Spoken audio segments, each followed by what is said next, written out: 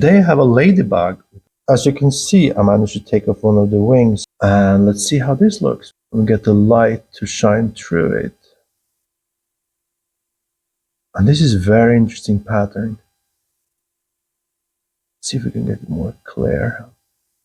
Yeah, this is really nice, and the light just goes through and we can see all the details in this.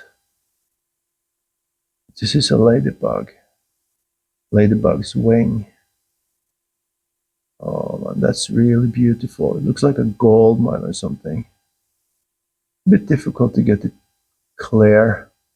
Since the wing is curving, we have to change the focus to see on the different locations here. But we can see this is really nice.